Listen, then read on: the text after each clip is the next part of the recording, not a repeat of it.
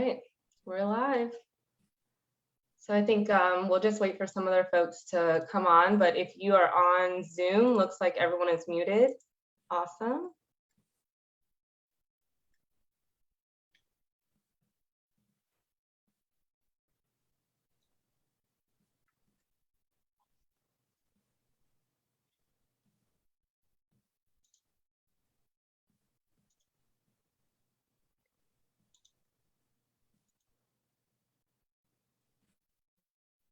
All right, recording is on. Well, welcome to the Fire in the Pines virtual speaker series. Today is the second day of our Fire in the Pines week, and we are kicking it off with a lot of great speakers. Yesterday, we had a panel discussion with a diverse range of folks in fire and longleaf from the whole spectrum, and it was great to hear from them. You know, Fire in the Pines is a collaboration of many different organizations, many different folks that come together to make it happen. So I'm really happy to diversify what we've been doing this year. Our mission is to spread the positive awareness around controlled burning and how important it is for our longleaf pine ecosystems. We have a lot of wonderful and unique plants and animals in this landscape. So fire is such an important part of creating that habitat for them. And education is an important part in letting kids know how unique it is to live in the Southeast coastal plains, how many amazing plants and animals there are. Education's a big, big mission of ours. And that's a perfect segue into our speaker today, Bryan Kerns. He's a math teacher from Kingsport, Tennessee, which is right over the border from North Carolina. And he heads the Pulaski Club, which is a club aimed at spreading the positive effects of fire and how it can be used as a land management tool. Bryan, I'll kick it off to you to just chat and tell us a little bit more about yourself and how you got started into this. Yeah, thanks a lot. This is a neat opportunity for a math teacher to do something fun during the day. So, because I've been teaching like factoring polynomials this morning and stuff like that. And man, let's talk about fire. So, so I graduated from Tennessee Tech with a secondary ed math degree, and had always heard of wildland firefighters and seen it, not much on the news back then, but just ended up having a friend in college go to Utah and work on a fire crew one summer, and saw pictures and heard stories and thought, man, that got put on my radar at about age 22. I wish it had been a lot earlier than that, and so graduated, started teaching math, and then started asking around local agencies, like how can I jump in and help out? I didn't want to be a volunteer fire department member and do the structure fire and rescue stuff. I was intrigued by fire in the woods, and so ended up going to the Great Smoky Mountains National Park for a week and getting S-130, S-190, getting red carded about 20 years ago, and continued to teach math. And then my wife and I just said, you know what, let's retire early. And so we moved to Utah, and I worked for the Forest Service out there on a wildland fire engine for the Wasatch Cache National Forest for 2 seasons, and then worked for a fuels crew for another year after that. Lived out there a couple more years, moved back to Tennessee, where I'm teaching math again. Our retirement was over, so we got back to our normal jobs. But meanwhile, I continued to keep my fire qualifications going and my foot in the fire door. I worked for this Virginia Department of Forestry on their hand crew, and then also AD in the summer, try to get out west on some fires. And a few years ago, in 2019, I continue to get the question from math students about my fire job, the cool job, which is nobody dresses up as a math teacher for Halloween. So the fire job always got the teenagers more excited than becoming a math teacher. And so they would love for me to chase rabbits of, I will tell us a fire story that might relate to this or whatever, but whether it related to factored polynomials or not, I would inevitably chase that rabbit. And so then they would come back their senior year and say, hey, Kerns, like, how could I do that job? And it was such a vague answer that I gave for years. I don't know, call the Cherokee National Forest and jump and see if they have some direction for you. Go stop by the Tennessee Department of Forestry shop and see if they have any direction for you. And I don't know if any of y'all have done that, but a lot of times it seems like this big impenetrable club that you can't get in. And wow, have you had any fire experience? No, I'm 18. I just graduated high school. Well, do you have your red card? What's a red card? I just got my driver's license. And so all those questions were annoying me because I didn't have good direction to point students in. And I think agencies were starting to scramble and holler for people. And there's that need that's not being filled, especially in the prescribed fire world.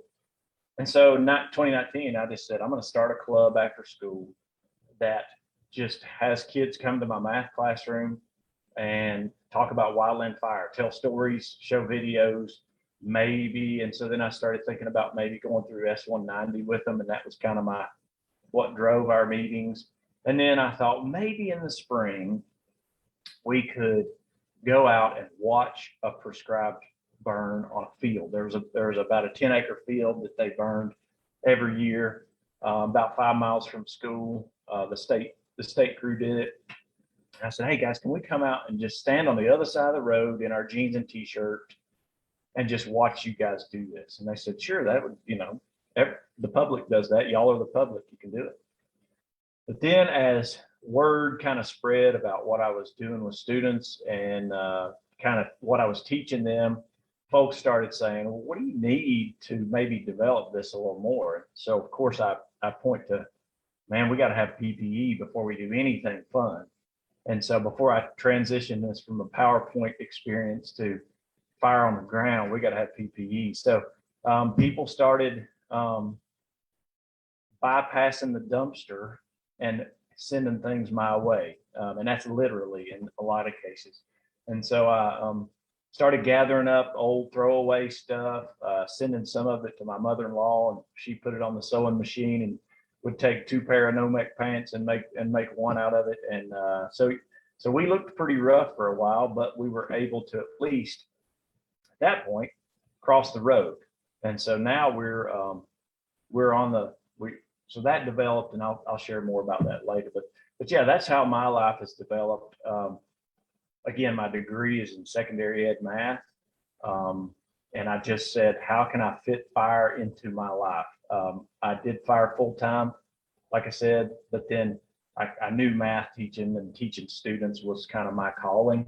Well, teaching students is my calling, maybe not necessarily math, but so I've just fit fire into that, as opposed to saying fire's my full-time gig. How do I go back and change my career path and my degree? I just figured out how to fit that into that. So that's how I got to where we are now. That's awesome. That's very cool and unique, Bryan. And I think, a lot of people have a perception of what you do, you're sort of stuck in it. And that's not always the case for a lot of jobs around conservation. You can certainly have the best of both worlds.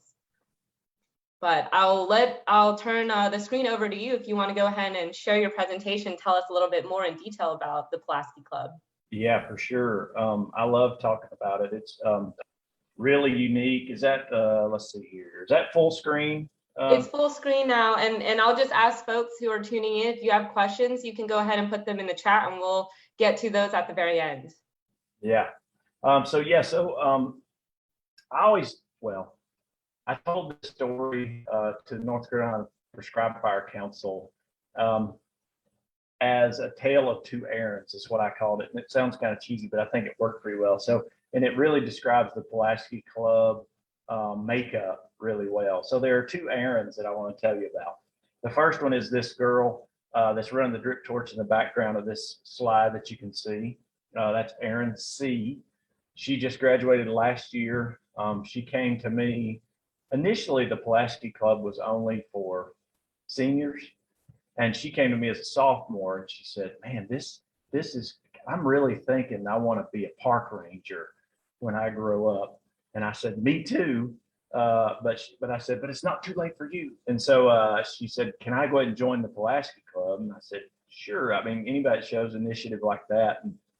And so she came as a sophomore, came as a junior. So by her senior year, she had already completed S-130, S-190, had already seen and heard a lot of my stories, a lot of my demonstrations. And so her senior year, she was kind of my lead. And so she ended up, I think her crew, her senior year, we accounted for about 124 acres burned with her. So she's run the drip torch.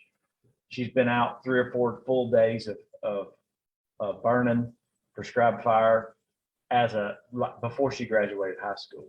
And so now she is at Auburn University studying natural resources. And, you know, of course, when she applies to colleges and she puts S-130, S-190, yes, I've run a drip torch for 8 hours. She said it was blowing their minds. From Oregon State to Idaho to Virginia Tech to UT to Auburn, every stop along the way, she said the Pulaski Club really turned some heads when she mentioned that. And it also, she said, they were saying, well, you kind of know what this is about, and you're still into it and fired up, and you've done the hard parts, and you're still excited about this. So that's Erin C. So yeah, again, she's at Auburn University, and I'm excited to see where she goes. I'm sure she'll be a master's, PhD, natural resources type person. She's totally bit by the fire bug too. She loves it and really enjoys studying the effects of things, the effects of fire. And I'll tell you more about that in just a sec too. The other Aaron D, was a senior in my Algebra 2 class a few years ago, and he came into my Algebra 2 class pretty frustrated with school. Like he hadn't enjoyed it for 12 years, and he didn't expect me to make it enjoyable for the 13th. And so I said, well, you know, that's fine, but this is my job. I got to teach you this Algebra 2 stuff. You got to pretend to get it done, and we'll hopefully get you a degree. And he's like, a diploma. He's like, I don't really plan on the diploma. I said, what do you mean? He said, well, when I turn 18 here in about 3 months, I think I'm gonna shut it down and maybe try to get a GED or something and join the military or just something. I'm tired of school and I'm not gonna do it. And the more I heard about him, you know, he had been a foster kid for his whole life. I think that he was in his 11th home as a senior in high school, and most of those I think were not good situations. The one he ended up in his senior year was a very good situation. So, but he was more of a survivor than he was a thriver at that point in his life. And then a couple days later, he comes in, and I've got my new poster up in the classroom of last year's Pulaski Club students in front of a 15-foot flame in a field on fire. And he's like, man, what is that? That's awesome. And I said, oh man, that's a Pulaski Club. That's my wildland fire training program I have for students, but you can't join it. He's like, what? Why not? I said, well, you got to be passing all your classes to be part of the Pulaski Club and go on that field trip. So he's like, kind of gets a little frustrated. A few minutes later, he's like, hey, come here, Mr. Kerns. What if I'm passing all my classes here in a few weeks? Can I go on that trip? And I said, yeah, if you do your class work, your school work, and then do S-130 and S-190, and that's a lot to do to get out there and do that. And so he buckled down and ended up passing my Algebra 2 class and ended up bringing his English class close to passing. And I said, all right, come on now, dangling the carrot of prescribed fire to pass English 12. Whoever would have thought that. So anyway, I'll finish his story later. So that's the two Aarons. And so you can see the two different type of students. There's all the stories in between those. You know, you got the AP student who's going to be a PhD, whatever. And then you've got the student who's like, man, I might graduate. So more on those two stories later. So as the Pulaski Club has kind of developed, you know, we ended up not only crossing the road and getting closer to that prescribed fire that first year, we ended up being full PPE from head to toe with fire line gear, line packs, hand tools, everything. And actually getting that first year, we were still field observers because it was still in the early stages of things. And it was a state agency run fire. And so we were still field observers, but we were able to get pretty close. I mean, you take a teenager and you put them 20 feet away from the fire line, they feel like a hot shot in the movie Only the Brave. I mean, it doesn't matter if they're running the torch and, and talking on the radio and digging line, and they are out there with a yellow shirt, green pants, hard hat, boots, and pack and a Pulaski in their hand. They're a hot shot for the day. They feel like they're a hot shot for the day. And it's but as the years went by, we started developing, it's been a couple, but the next year we actually ended up going out as a resource. The first time we went out as a resource was with a private agency, a private guy who runs his own land management deal. And he said, I'm burning 28 acres in the mountains near you. Could you bring some students out to burn? And I said, shoot, yeah, thank you for inviting us to. And he's like, no, I actually need you as a resource. And I said, heck yeah, we'll go. And so I treated that trip. That was our first, hey, we're in the game, guys. We're not just watching. We're not just field observing on this one. We're in the game. And man, it was awesome. Students choking smoke and running the drip torch and sweating and just earning it this time instead of just watching. And man, that was a great experience for them. Because, the first year we come home and they tell all their buddies that they've been fighting fire all day, and really all they did was watch. But then on this one, that first one in which we were a resource, they came home all day, and I don't think they told anybody anything because they were too tired. And so it was great. So last year we ended up doing 124 acres. We assisted with 5 different burns last school year. I think I took a total of 6 different students out.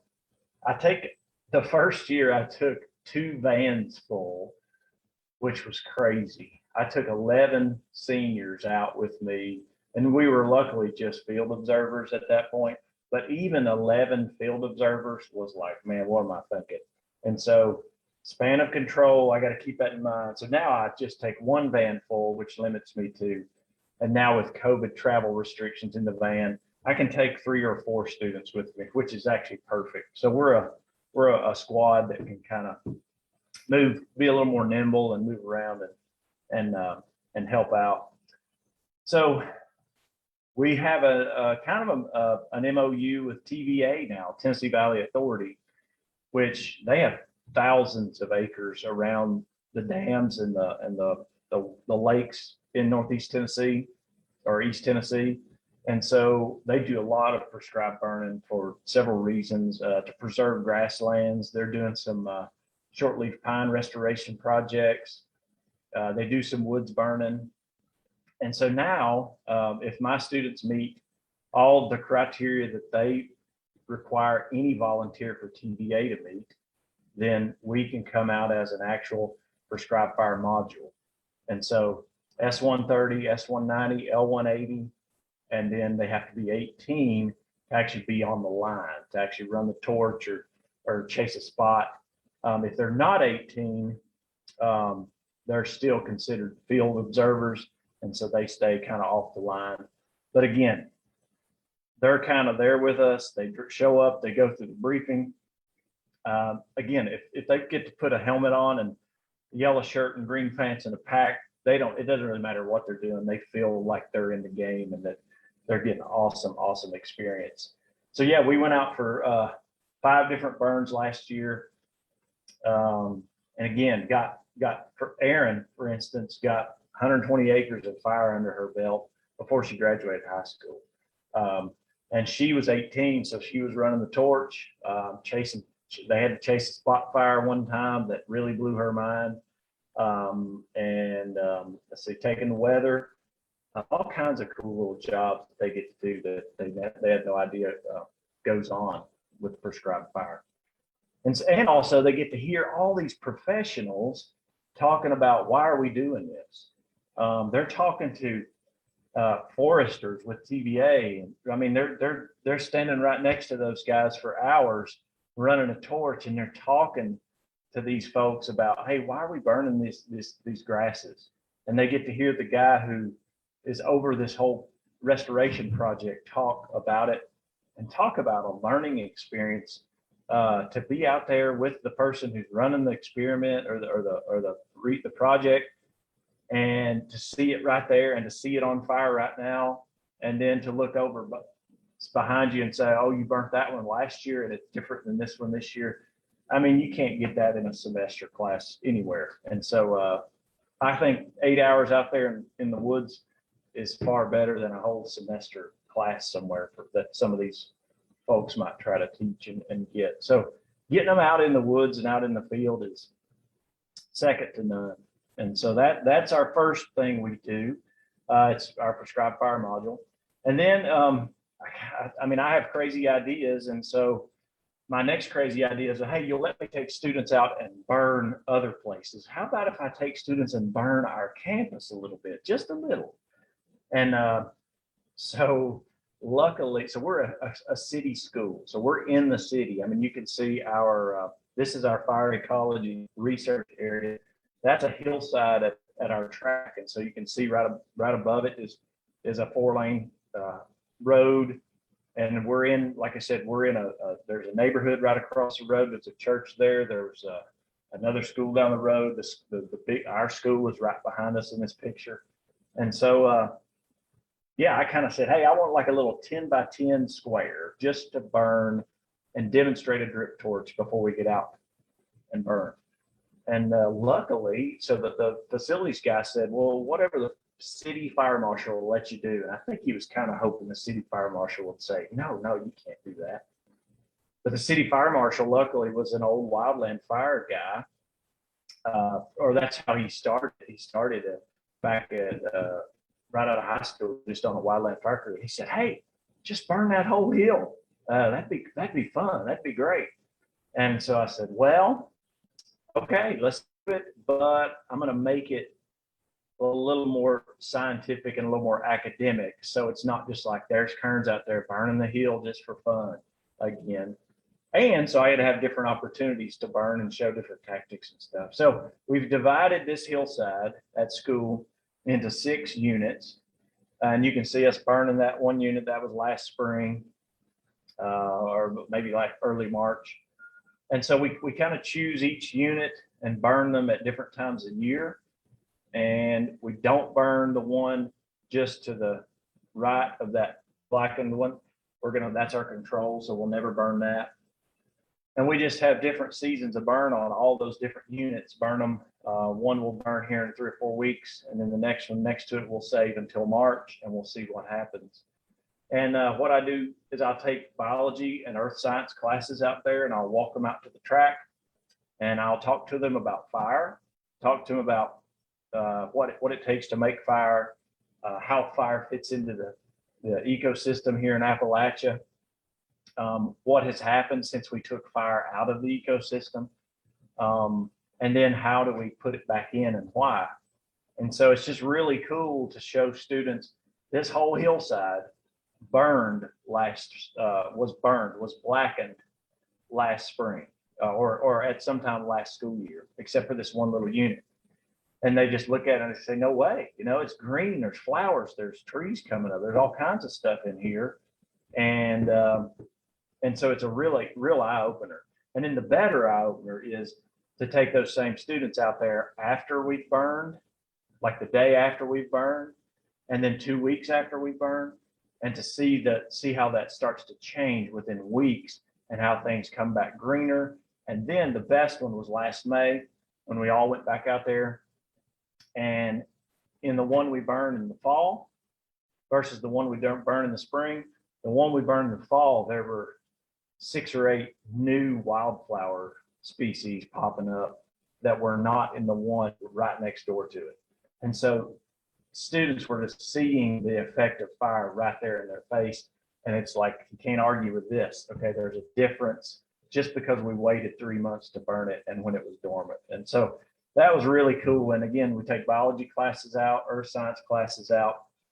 And so I think I ended up talking to about 400 students on those days of Dobyns-Bennett students about good fire versus bad fire. And we talk about, on all that, I talk about how do we put fire back in safely, and is all fire bad? And I try to lead them with, man, don't listen to Smokey Bear, or at least how he used to say it. Prevent wildfires, yes, but then I talk about, hey, there's a whole different world in the wildland fire sector that's not just wildfire destructive. In fact, if we take the other part, the prescribed fire out, we're going to have more of that. And so very, very good conversation. Some of those students are freshmen, and they come back, they track me down in the hall later that week, and hey, how do I get in the Pulaski Club? And so yeah, that is an awesome way to recruit for the Pulaski Club, but also every student that graduates from Dobyns-Bennett High School, which is we have 2,400 students. Almost every student now has seen somebody say fire is good. And so that's a pretty hard topic to hear, especially on the news, to hear somebody say, no, fire's a good thing and we need it. And so every student graduates from here with a positive spin on fire. And then to further that, we now have tried to expand up into Bays Mountain Park, which is a city-owned. So the city school system that I'm a part of, that city, Kingsport City, owns about 3,800 acres up on a mountain of hardwood forests. That's a nature preserve. And so it has a park, it has a planetarium, it has a wildlife viewing area, and nature center, and then about 40 miles of single track trail for it's an awesome playground. But again, it's 3,800 acres of timber, which is going to burn at some point. And so I'm on the board there now, and I've started the conversation of, hey, how do y'all feel about fire on the mountain? Like, when it happens, what's the reaction? Oh, and they said, man, when it happens, it's like the apocalypse is coming. I mean, so they had a little fire in 2016. It ended up about 15 acres up there. And they said the staff lost their minds. They said the staff was like, the park's burning down. They had these images of Gatlinburg in their head. And so they had no idea what to do, how to react. And so we're starting to go up and do wildland fire training for the park staff. And you can see the picture of us here on the left with some of the park staff. And basically, my message to them is, these woods need to burn. They haven't burned in a long time. 3,800 acres of timber, of hardwoods, needs to burn at some point. So if there's fire on the mountain, of course, we want to keep our people safe as our first priority. And then we want to keep our structures safe up here. But other than that, if us being safe takes it from a 20-acre fire to a 100-acre fire, so be it. It needed to burn anyway. And so that was kind of my message to the park staff is you need to be aware of how wildfire behaves, and now I send an email to the park manager or a text if it's like a red flag warning day or the humidities are low and winds are high, just to remind the staff, say, hey, today would maybe be a day that if you did have a fire, be careful and get folks out of the park safely. And then also I'll take a student or two with me and do that training, which is really cool to have a 17-year-old teaching. You can see these park staff about fire, and then the park staff hearing those 17, 18-year-old teenagers present such a good depth of knowledge of fire and fire behavior. And then we also did a good fire versus bad fire presentation up there last fall, I think. So I took Aaron C with me, and you can see us right there. We did a presentation that was for public. And so we had a good fire versus bad fire presentation that we did up there. And it was really cool to hear Aaron field questions from the public saying, "What, are you sure we should burn our beautiful Base Mountain Park?" And, you know, it's cool to see her think through that in her head and answer. Really, she did a great job. And I think people went away with a better image of what fire looks like and how it plays a role in our area. And now at Base Mountain, we're expanding a little bit. They have a food plot area up there for deer and turkey. And it's just about 2 acres of grass that they've been bush hogging. That's in the middle of the hardwoods. And so now I've taken over that and told them they stopped bush hogging. And so now the Pulaski Club is going to burn that every early spring. And then hopefully we're going to kind of call it our pollinator project, and hopefully maybe see what starts to pop back up as far as flowers and forbs, and maintain that food plot with fire as opposed to a diesel run tractor or herbicides or whatever. And then my students are going to hopefully create a display at the nature center that compares, okay, how much diesel fuel are we not using by using fire? How much herbicide are we not putting on the earth and in the water by using fire? And so hopefully it'll be a cool little display to compare. And then the coolest part is that what they're doing now. And so Kelly Ian was a student. I had kind of a disclaimer on him. He was here before the Pulaski Club started, but he was in my Algebra 2 class. He did like to hear about fire stories.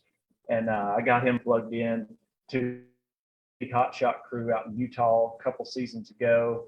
And then last winter, he actually joined the Nature Conservancy Sandhills burn crew on his off season from his hot shots. And then he went back out to the Lone Peak shots and was the lead saw this summer for them.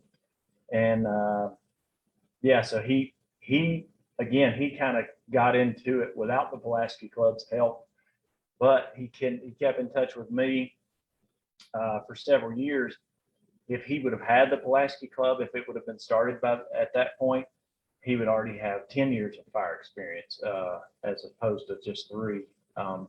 And so I kind of grandfathered him in. He was one of my students. But here's a list of other folks that are doing things kind of related to fire or emergency services. And then if you look down the 7th one, there's Aaron D. So back to his story. And he's a high school graduate. And so some people, if you didn't hear the live version of what this slide means, that Aaron D wouldn't mean as much to you. But now you know Aaron D's story. So he ended up graduating and getting his high school diploma. And he is not, he's not in fire. He did not go to college, but he graduated high school, has a high school diploma because of fire, because he would not have had that. He would probably not have finished if he'd not had that carrot dangled in front of him of, yeah, I can take you out and do prescribed fire if you'll pass English 12 and Algebra 2. And so that's a cool story that I send out to a lot of our sponsors and say, hey, you know, your sponsorship of this program, your support of us is actually helping kids graduate, whether they go on and do fire ever again or not. And so yeah, very proud of him for doing that. And you can see those other folks. Some of them are on volunteer fire departments locally. Several of them have chosen to go the EMT route. And so Gage B is an EMT now, but he's also working for the Tennessee Division of Forestry or the Wildland Firefighter. And then some of them are at University of Tennessee in forestry. So that's a lot. I've said a lot and I've talked too much, I think, but that's a big picture of what we're doing. And I know there are lots of questions.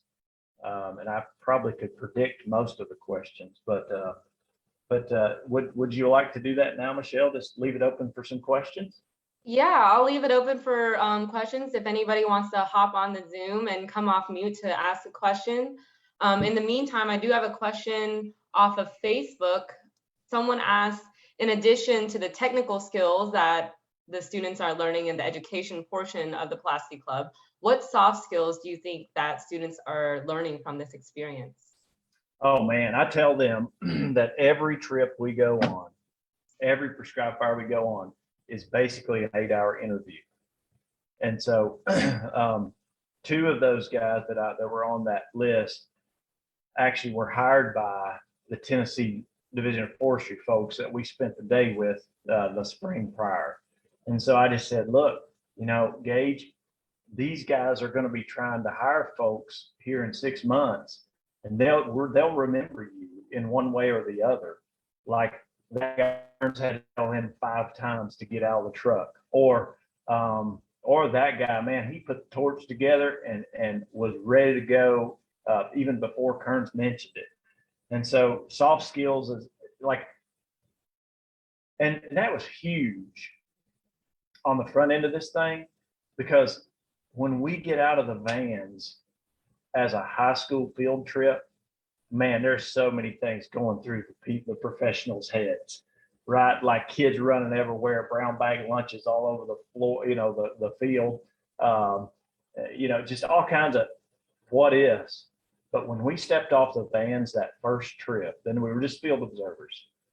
After that, the regional forester, he came to me. He's like, man, I've been talking to your guys. I think they know more than than most of our new hires and 1 and 2 year veteran guys. And I said, well, that's good to hear, because I told him, I said, first impressions are big. And so, and the other thing is, I tell them to leave their phones in the truck. And I know that may be an old skill, maybe not a soft skill, but an old guy skill that I'm teaching them, is to just experience this without worrying about taking a video or a picture for your buddy at home. Like, he's not out here, she's not out here. You're the one out here sweating and digging, and you deserve the experience. So leave your phone in the truck. And believe it or not, I've had that comment from several of these professional folks. Man, I didn't see one phone with your teenagers, and they were all like very attentive. And he said, most of the time I see teenagers and they're on their phone and just distracted. And I said, yeah, I'm trying to get them to experience this. And so that's another soft skill.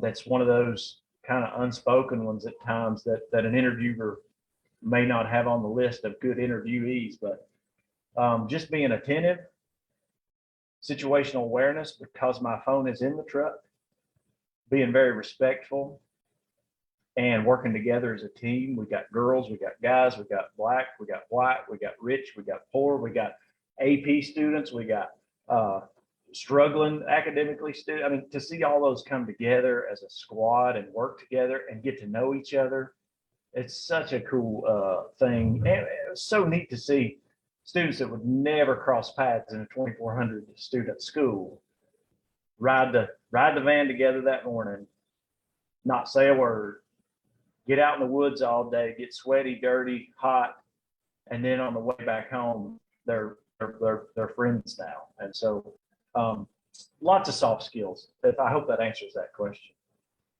Yeah, I think so. And one thing that I have loved about being a part of fire crews is that camaraderie and having that bond with people that you truly wouldn't hang out with probably in your everyday life. But it really does build a bond when you're out grinding in an environment that safety is key. So I think it builds a lot of skills, and probably number one for high school students is confidence. And you said, you spoke about that earlier, putting on the Nomex, the uniform, having the gear, it does build confidence that I'm out here, I'm doing this, and my peers are relying on me. So I think that's great. Yeah, and some of these students don't have anything else to hang their hat on. Like, they haven't had anything to be proud of for like 12 years. And it's really sad.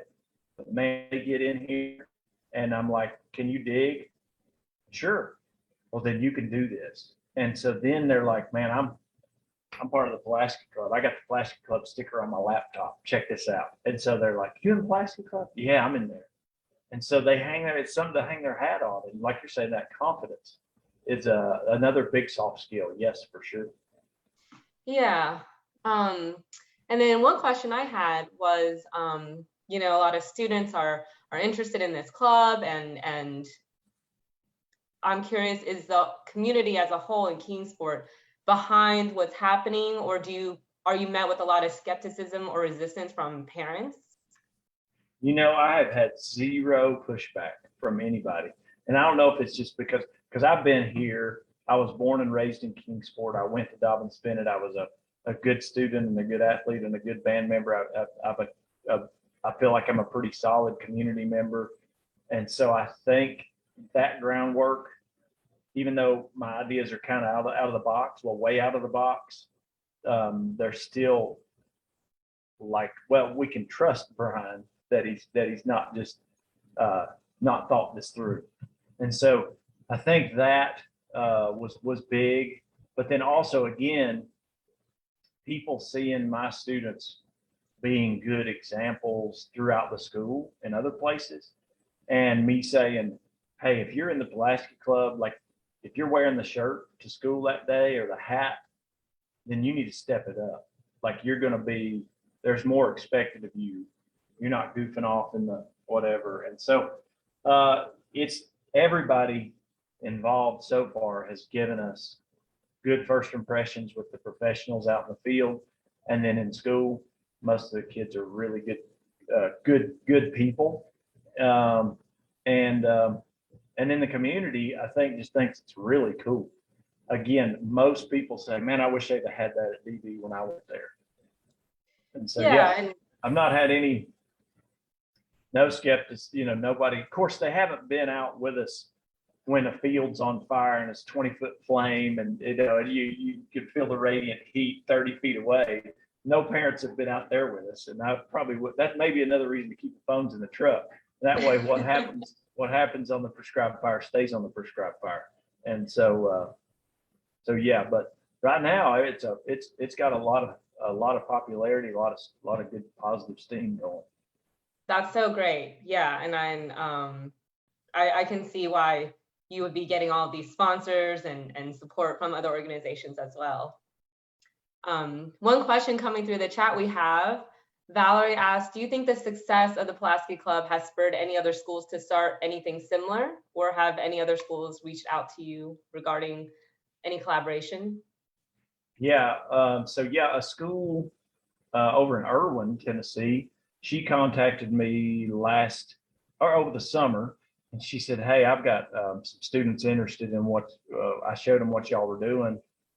How could I get them to do S130, S190? And I said, well, they can do that online on their own. But I said, what would you think about me coming over and setting up an on-campus burn area for you?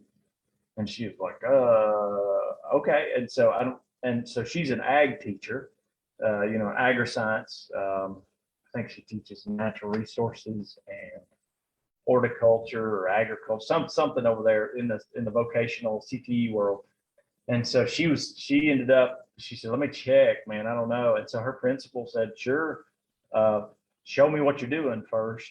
So I went over and we laid out a little 3-unit burn area. I think there may be 60 by 60 blocks out there past dirt track. And I just said, just rope it off, tell them to quit mowing it, and we'll come burn it for you. One in the fall, one in the spring, and we won't burn one of them. And your students can start doing fire effects monitoring. And so that, to me, that is a really eye-catching, head-turning, easy thing to do. And I know it sounds like, Kerns, you saying it's easy to burn high school campuses? No, but with the right, if you sell it correctly, and it's not this, huge 4-acre burn plot, then it's actually pretty cool, because schools are always looking for positive media. And something like that is big time positive media, because again, we're one of the only schools in the country that have an on-campus fire ecology research area, if not the only one. I think I heard of one down in Florida that the Tall Timbers folks did one for a school, maybe a private school.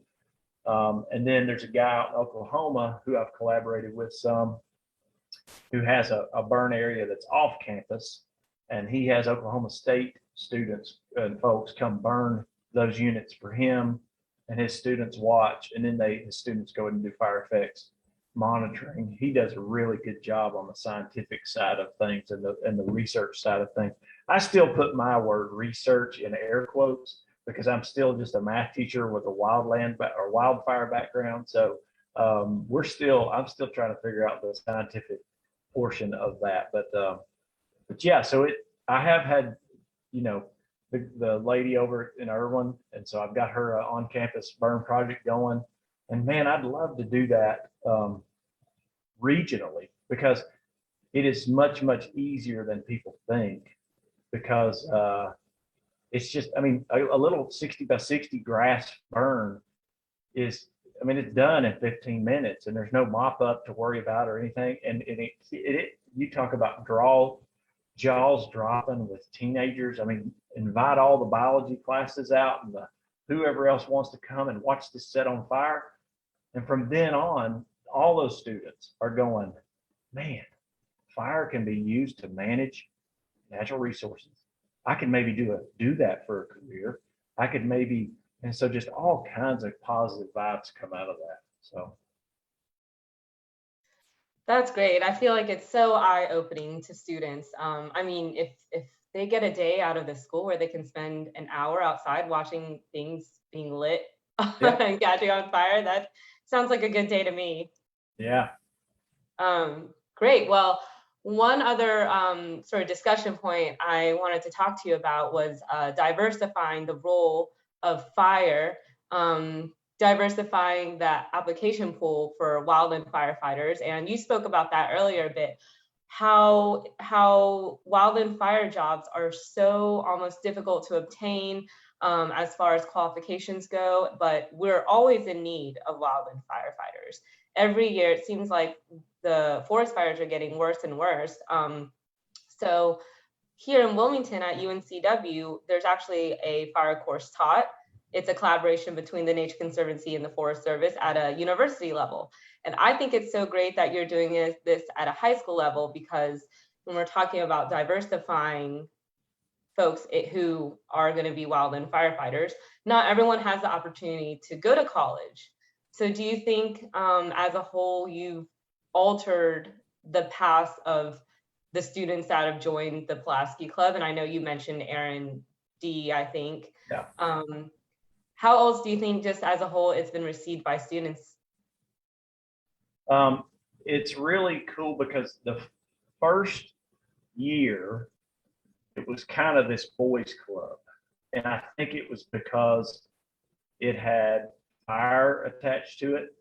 And it was all, and I was still trying to figure out, what am I selling here? And then the next year it kind of transitioned from wildfire, being a firefighter and riding the trucks and the helicopters and all this macho stuff. It's starting to transition to a scientific prescribed fire use type of program. And last year, at one point, I had an equal amount of boys and girls in it. And so that was really cool to see girls stepping up. And then you take girls out into the field, and it's like, hey, you macho guys who've been in the classroom kind of macho all year, y'all need to catch up with her. Can y'all go ahead and pick your feet up a little quicker? And so that's just really cool to see girls excited about it in the classroom. And then when they get out there, they're like, I can do this. Like, I can carry a drip torch and I can light that hillside on fire. And if it jumps, I can take a fire rake or a combi and put it out. And it's like, heck yeah, you can. And so, so that's one neat thing to see. And I wish we could, I'd love to diversify even more. because like I said, sometimes it limits, when you see firefighter, that term limits it to the boys club, you know? And so I always try to sell it as, hey, my slides, my announcement slides say, if you have any interest in natural resources, I don't even put firefighting on there anymore because the picture tells that it's a fire club, but natural resources, forestry, wildlife management, you got any interest in those things, come to the Pulaski Club meetings and find out more or whatever. And the biology class exposure is really helping that too, because guys and girls alike, all races are saying, this is cool, how can I get into that? And there's no restrictions other than, can you dig? Let's do it. And so yeah, that's great. And I always think that when you're out on the fire line, you're out on a crew, fire is the equalizer. It doesn't matter where you're from, doesn't matter how much money you have or your background. It's all about what you can do right there on the crew. So that's great that students are learning that too. Yeah, I still have a hard time sometimes getting them a job, not necessarily a job, but like, here's your next step. Now the local state crew is a seasonal crew, so it's like 7 months a year.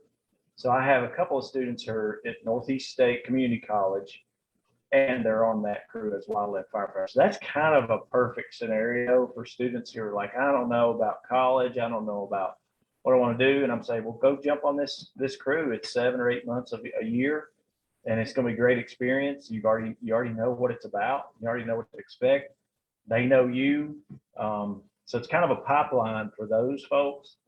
And then hopefully that will maybe, again, be that initial resume builder to where they can then go get on a federal crew, or they can stay right there for their whole life and be on the state crew, which I think I've got 1 or 2 that are going to do that. And they're going to be awesome for the next 20 years for the Tennessee Division of Forestry. And they're going to be local guys and live happy, honorable lives here in Appalachia. So, yeah, I imagine it's kind of scary when you're 18, trying to leave home for the first time to work on a crew far away on the other side of the country. So having something local is really great. And even across the Southeast, there are tons of controlled burn crews seasonally. So that's a great opportunity for them as well. But it is getting close to 1. I know you have to teach a math class here soon. yeah. Although we can't talk about fire all day, but I wanted to give a big thank you to you for taking the time to talk to us in our Fire in the Pines virtual speaker series. And for those who tuned in, thanks for listening to Bryan chat about the Pulaski Club. What a unique opportunity. Yeah, thank you. And you guys spread it far and wide. There was my website there. It's just if you Google DBHS Pulaski Club, it's usually the first 1 or 2. So yeah, please tell folks about it, and please tell folks to contact me if they need somebody to say, yes, burning high school campuses is okay. I've done it. So will do, and I'll add your contact info on the Fire in the Pines website as well, so folks can contact you. And for anyone else who's local and attending any other Fire in the Pines events, we have a guided walk tomorrow at Smith Creek Park Preserve.